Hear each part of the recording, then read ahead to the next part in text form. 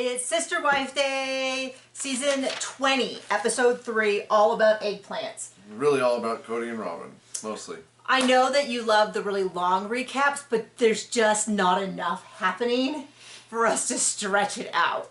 I mean, they're already, these episodes are already so thin that you can see through them.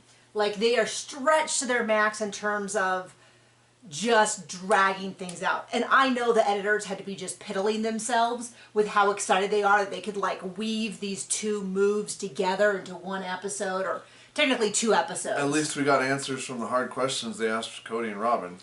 Yeah, they did. But I love that they included, like, if I could say anything to them, it's that continue to show us when they're like, no, we're not going to answer that question, because it tells you everything you need to know. Show us anything, because when they don't answer, they shouldn't get paid. Like, yeah. Come on. But I said this before, which is like, Robin was like, oh, I'm so close with Tony and McKelty, totally with Kelty. Then they say almost nothing about their move. The only thing we get is Kody last week saying that they were too busy and that Tony and McKelty moved up their meeting and Kody and Robin had things they couldn't move.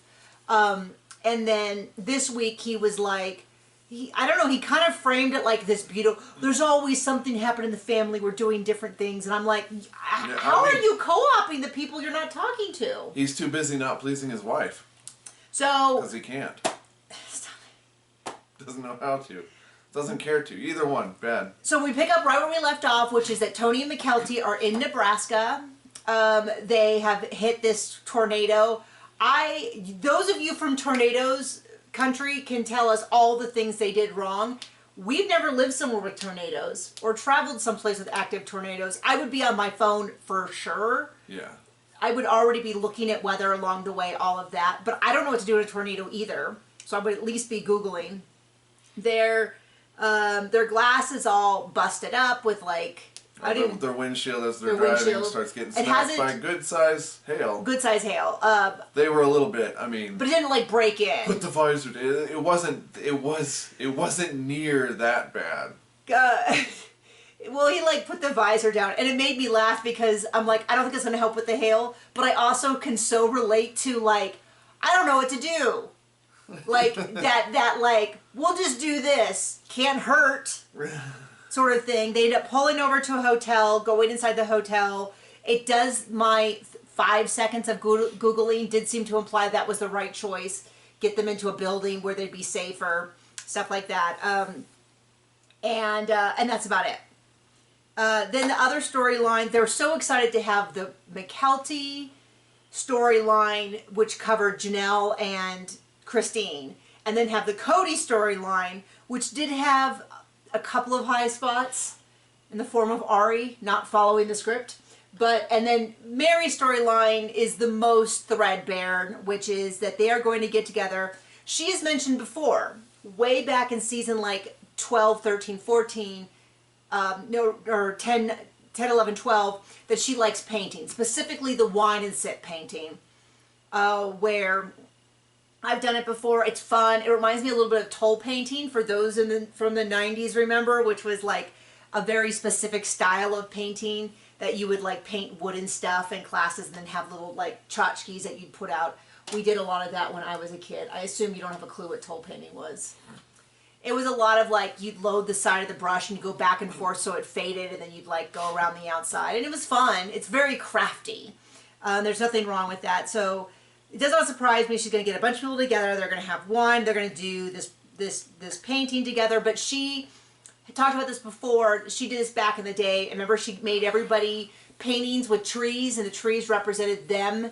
It had the entire family represented by trees, but then highlighted was the trees that represented that particular wife, their relationship with Kody, and their biological children. But everybody was represented in the painting, and each one of them was meant to like be representative of that family. And it was a very sweet thing. I think she gave it to Kody for his birthday, and it was, anyway. So we're back to that storyline, and they decide they're going to do eggplants, and then they have they go around and ask everyone, and of course Robin's like, I don't know what an eggplant is, and I'm like, right. Miss Smirk when they make a 69 joke. Well, they did interview her about that, which Is the first time she's interviewed about anything that wasn't, I'm so sad, my life is so hard, you don't understand.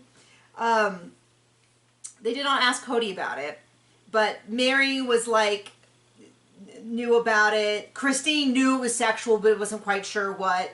Janelle basically said that her kids would be like, Mom, don't use that. Anyway. And so her and her friends are going to paint eggplants. There you go. And she has a big list of must-haves. And at first she's like, he's got to be 6 foot, he's got to have good hair and good eyes and all that. And I was a little bit like, And then she's like, but of course I'm not going to turn down anyone who has a good personality. I'm like, that's the way you need to be doing it. Don't let superficial. I remember I had a friend who was engaged to a guy, and she was a little taller than me, and he was a little shorter than normal. So they were about the same height. And I remember her telling me she was so embarrassed because after their first date, she's like, oh, I'm not sure if he's tall enough. And she's like, now that I've gotten to know him, I'm so embarrassed that I could have been that shallow. To think that that mattered compared to everything else that he brought to the relationship. And I don't know why. It was one of those, when someone says something and it really hits you in a way where you go, it like cracks open a part of your brain.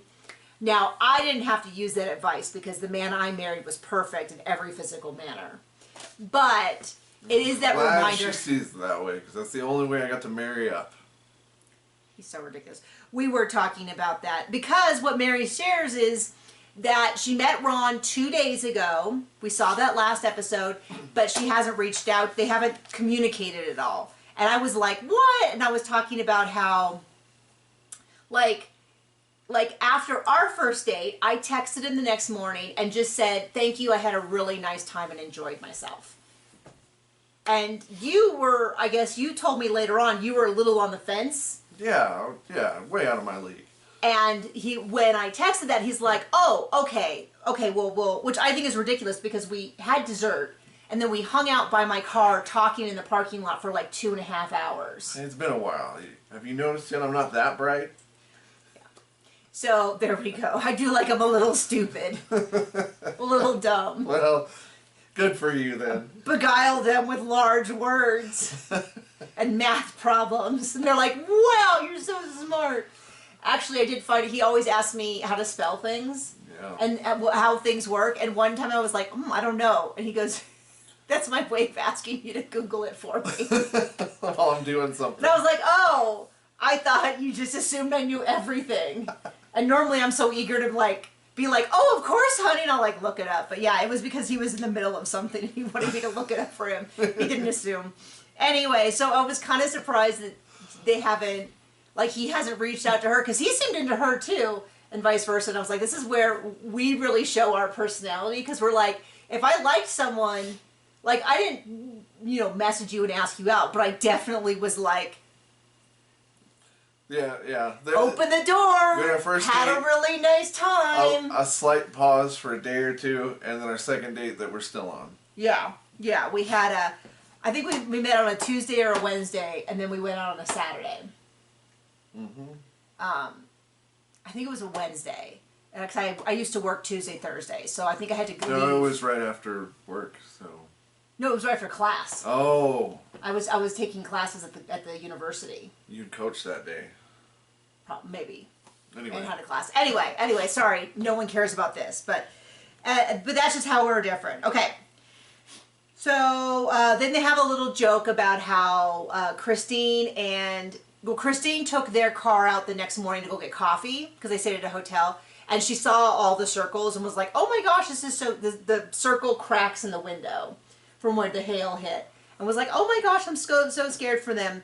And then there was a long conversation with David, where David was saying he wanted to be a tornado wrangler. And for a split second, I was like, that's the dumbest thing. But then I was like, oh, wait, he's messing with her. He's teasing her. Mm-hmm. She thinks it's a bad idea, and he's just messing with her and being like, yeah, totally. I'd go chase tornadoes and stuff. And then I was like, okay, that's cute.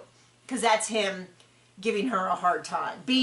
He's such a dad. He's such a dad sense of humor. Kind of teasing and bad puns and riling people up, but not too much. Anyway, then we cut over to the worst person on earth. Kody Brown. Anyway, and he's like, our family's always in a state of flux. You know, McKelty and Tony are moving, and so are we. And they're still playing this whole... I think there are many, many, many reasons that they moved. And I don't think you need to pick one reason. I think a huge reason they're moving is that they have said repeatedly on TV that that house was a family asset, and the money for the down payment came from Janelle and Meri's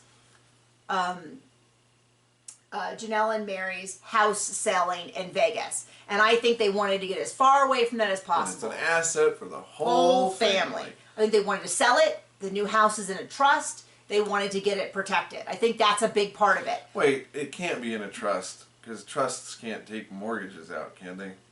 I don't know. When you look at who bought it, on the paperwork, it said Kody, blah, blah, blah, and Robin Brown, blah, blah, blah. What they do is they buy the mortgage with their names, and then they deed it into a trust. But I mean, yes, the bank still owns it.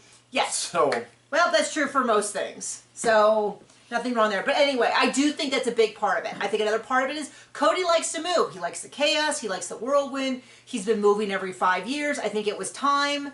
Thirdly, I think they wanted a big old fat house. They are really into appearances. I think they're really into having nice things. That's why they spend way too much on jewelry where you are buying the name and not the golds. Like, you could be getting the same literal quality of gold and diamonds and all that, but without the name, and it would be like a third the price, a fourth the price. They like having nice things. I think people have been making jokes for Robin's doll collection. I think it's kind of true. I think they had a lot of stuff. I think she likes to buy stuff. I think she loved the idea of moving into a bigger house. If memory serves, her old house was like 4,400 square feet. I can't find it. The listing doesn't have it listed, or it has it incorrectly listed as 256 square feet. Yeah. It's not the case. Yeah. But my memory of it is that was around that. And the new house, all combined, has, sorry, Mike, got a mosquito bite, 77,000 square feet. Between 7,700 square feet. There you go. It was not a football arena. Between multiple outbuildings. I think Kody has long wanted his own space.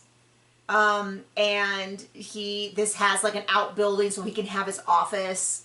I mean, anyway, I think that's also true. I think I think it is the fact that that the house is, they had bad memories there. Also, they would be driving past Kody Pass, and they're going to have to give it up, and that bothers them. They almost had it in their clutches. I think there's multiple reasons, but I don't think they're trying to present it mostly as like, we're so sad for emotional health reasons we have to move. And I'm like, What I love about this is that Kody and... if they could leave themselves there and get away from themselves, then, yeah. What I love is that Kody and Robin clearly have a party line. They're buying the new house because of the how difficult it was for them to break up the family. You know who is not on track with that party line? Ari. Ari is just, and this is no criticism of her. She is a little girl. She is not responsible for any of this. But she, I think, is saying exactly what she hears in the household. The old house was too small. The new one is so big. And no one says anything. And I know that they're like sitting there thinking, shoot, how should we say this? Because it looks bad to point out how big the new house is. Kody points out it's 40% bigger, and they need it, which I'm a little bit like, if kids get to grow up with their own bedroom, they're really lucky. I grew up with my own bedroom, and I knew I was really lucky because many of my friends had to share rooms. That's very, very common. Just having your own bedroom is a luxury. But she's like, it was so small. And I was like, it was so small? What? And then also the Kody will have an office and a garage space for his projects. And I'm like, that man is going to run through money so fast in his projects. He's already got his failed business. Remember the one time he was like, I just got $40,000 for a business and I've only made $20,000 back. And I'm like, that means you're still losing. You're still in a big, huge hole. Yep. They have the real estate agent, and they try to really paint it like it's this confusing thing. They're like, in order to buy the new house, we have to sell the old house at the same time. And I'm like, yes, that is how a majority of people do it. a majority of people who are buying a house, unless they're moving from like an apartment building and they've been saving up, most people, or they're independently wealthy, cannot afford to buy a new house, put a down payment down, qualify for a mortgage while having the old house. That's not common. That is, so, but it's like he's really trying to present it like, I think he's trying to bring back the thrill of Kody, of the cul-de-sac. Are we going to pull this off? And I don't think there's anybody who's like, oh no, will they do it? I'm so interested. And they breeze through all this. The real estate agent has come to tell them that they have a cash offer to buy the new house. No contingencies. They do not have Coyote Pass up for sale yet. It's not ready. And then the most thrilling thing, Kody likes the big table, Robin does not. And it's just infuriating because I think they think it's like super interesting, but all it highlights... It is so contrived and stupid. But all it does is point out how he's respectful to Robin, well, kind of. But he was so disrespectful to everyone else. Because with anyone else, he would have been like, I'm the man, this is patriarchy, these are my things, I get to decide. And with her, he is negotiating the way most normal couples do. But you can't pretend to tell us that he was ever respectful to his other wives when you see how he is totally fine. But he really harps on about the table, and he really brings a lot of joy out of harping on her in a way that makes me feel icky. Like, he's delighted that she's so uncomfortable with it. I'm just thinking it's just a table. If she doesn't like the finish, strip it, do it, whatever. It is a huge table. And they don't really need seating for 20. So I get her idea of like getting rid of it. He really likes it. I don't know. I don't really care other than I thought it was really gross because he's really playing up the like, oh, I'm going to keep bugging her about it. It's going to make me so happy. And I was like, oh gosh, that guy is so gross. I wouldn't like a partner. I don't have a partner who delights in antagonizing me. And I feel like we do that with each other where we're like, wait.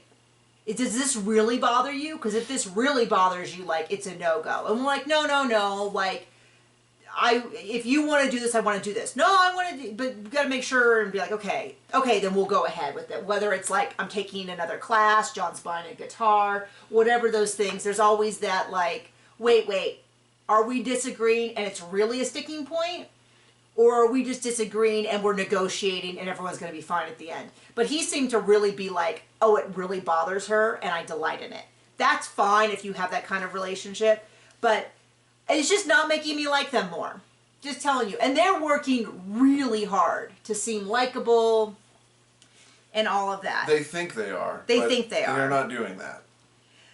So then we get to see everyone's paintings from Meri's painting thing. And they're all eggplants, and they're all meant to be a little double entendre. If you don't know what the eggplant emoji is, just an emoji with a happy face or not a happy face. No, it's like a cry tear and a heart. And if you don't know what the eggplant is, type in Urban Dictionary eggplant emoji. I'm not going to go through it. Don't do that. It is. Don't do that. It is, well, Urban Dictionary is like the go-to for slang. If you don't know, if you're like confused about slang, Urban Dictionary, there's probably some new thing that you can look it up, but, and they really think it's very naughty and stuff. It's fine. It's fine. It's not my particular kind of humor. I am both, I am both a little bit too prudish for it and then also completely blasé about it. Like, oh, an eggplant, oh, how edgy. But I'm also like, I don't know, fine. That kind of jokes. But the last one's going to flip it around, and it is worth it just for that. They might have cut it out. She has painted a stylized version of Kody Brown with the two big tendrils, the big strap of bare hair, and the curly thing. It's a very accurate portrayal. And there's also a robin. Was there? Oh, is that what that was? It was a robin. I thought it was a cock. And an eggplant. Like a chicken. A male rooster, like that. And then it says salty birches, which is a reference to Salty that Kody called them last season. So for me, getting a real good dig, and I'm glad that if Meri, I think Meri probably off camera does talk about that kind of stuff, but then on camera she's very much like, I'm too appropriate to do that. Whatever. But that was worth it just to have a little dig. And she did not chastise her friend. She just was like, well, those are my friends, and I'm not going to say anything about it. So that was worth it. And they even pointed out the headband, the skin. That there's like hair here. There's a bare spot, and then there's more hair. He's probably just balding kind of in the middle, and I don't know. So there's that. And then anyway, so he's back to talking about how he needs to move. They talk about well, Meri and Janelle and all of them kind of talk about Christine gives him the pass of like, it probably is a bummer to stay there. He had a lot of crappy stuff happen to him. Everyone left him there. Loser, you know. And Janelle's a little bit like, yeah, he just has to move all the time. I don't understand it. He's just constantly wanting to pick up and move. And Meri's a little bit like, he's really social. He likes to move a lot. I think maybe he burns out the neighborhood and then everyone starts like closing the door when they see him. He's got to move to a new neighborhood. I don't know, but Robin talks about how she was so depressed. She was so depressed here. And then we see them kind of starting to move.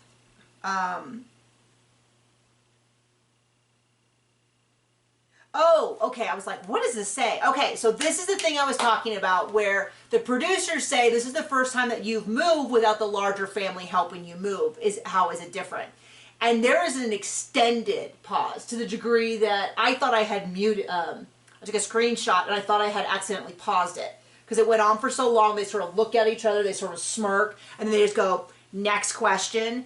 I am so glad they included that because I want to see... I wish they would have been fired on the spot. That would have been satisfying. But I want to see every time they're not answering questions, show us that.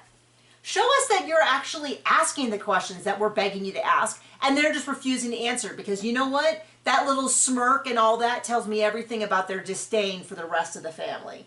You know, it would have been an opportunity for them to talk about missing the kids, or that, you know, to do anything positive, to say anything positive about like, well, gee, you know, I have to say Meri was always, you know, always handled the moves, talking about, you know, having them anything, but nope. Instead they didn't even seem sad. They seemed smirking and smug and included for us every single time. And the other wives share about, at least Meri and Christine shared, they found out from internet. It was all over the internet at the time, talking about that their house was listed. Somebody figured out what house they bought, that their house went off the market, which is usually a sign that it was under contract, all that kind of stuff. And then they're loading stuff up, they're fighting about this and that. It really felt to me like they were contrived. Well, part of it felt like to me was like Robin being like, we talked about this, we're going to have a good movie and we're going to show everybody how great we are, or whatever. They get in the car and they're like, isn't it going to be great to get a fresh start? And Ari's like, I can't wait to get the bigger house. And then nobody in the car says anything. It's just like silent. And I was like, ooh, somebody went off script.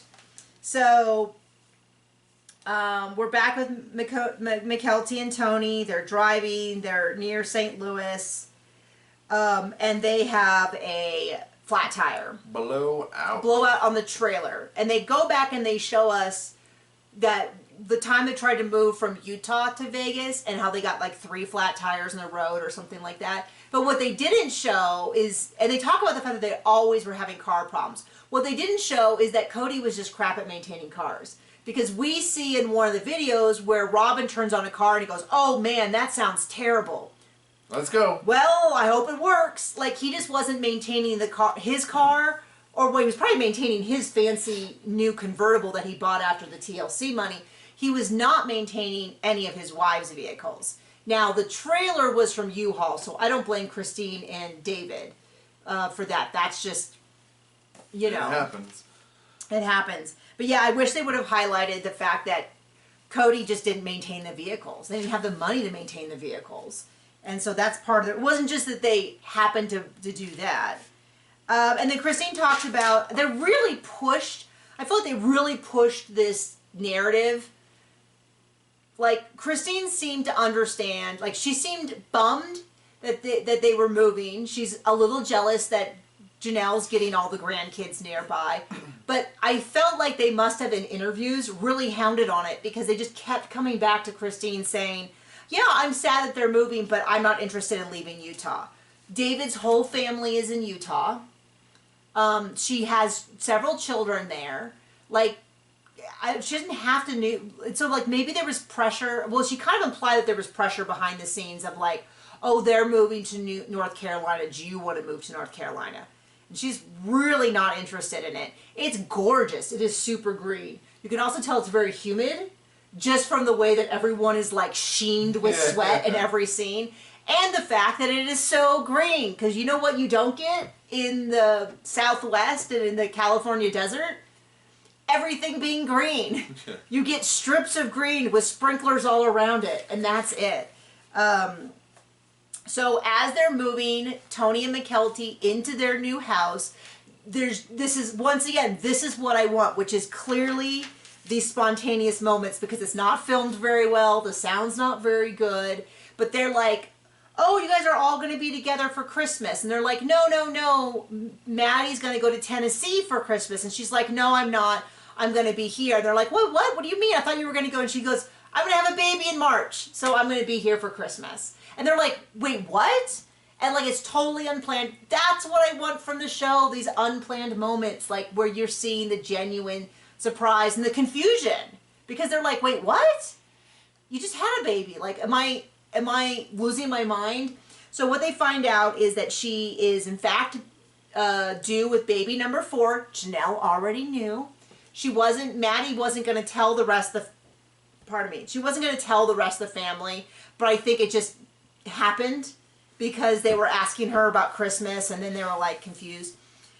And then they shared that the baby is due on the same day that Garrison passed. It's a little confusing because they said March 4th, and then McKelty said that's Mom's favorite day. And I was wondering if it was because it was like a pun day, like going March 4th. Like, if it was that, or if it was related to Garrison's passing, but it was a kind of an odd comment that I would have made more sense. But then everyone's like, oh, that feels like that's just a sign from Garrison that the new baby would be due on that date and all that. And they talked a little bit more about Garrison, and it's like, this is like the 3rd episode in a row where you've seen both Janelle and or Christine, mostly both, but talk about Garrison and continue to bring up his memory and how important he is. And it's very realistic to how, like, after I lost my mom, which I've said before, I'll repeat it for those who haven't heard this, which is that I found out that Garrison passed on the day that I was driving to see my mom before she passed, and she passed within a week. So in my head, it's all mixed up. I think of Garrison, I think of losing my mom. As they talked about their grief, I thought about my grief. But I know after my mom passed, like, I wore her Christmas sweaters at Christmas time. She has now they'd probably be called ugly Christmas sweaters, but she wore them back in the 80s and 90s when they were just Christmas sweaters. And I wore those, and I started, like, when we had family get-togethers, I'd, like, go out of my way to bring food that reminded me of Mom, the things like that, and talk about her, and talking about, like, making sure that my nieces and nephews, like, knew stories about her that maybe they wouldn't have known, or things from their childhood which they wouldn't have remembered about their grandma or Nana, and all of that. So I really relate to the way that they talk about Garrison, because that's how my sister and I, when we talk about my mom, and then my brother passed away a year later. So, and that's what McKelty said about how losing Garrison has really brought the siblings back together. My assumption is that she means mostly the original 13. Maybe for her, she got closer to Kody and Robin's kids, but notice none of them also talked about McKelty leaving. Everyone in that family just kind of acted like it was a non-issue, and it's like, okay, I thought you told me about how close that McKelty was with your kids, and I know, I called it back then. It's on you if you believed them. Well, I always thought it was a bit of a story prop by Kody and Robin, But, you know, the fact that all of her kids just also blew off Mykelti is kind of gross, too. But, it reminds me of after my mom passed, my sister, my brother, and I got a lot closer, and we talked a lot more. My brother and I, he's 16 years older, so we just didn't talk a lot because we were always in different phases of our lives.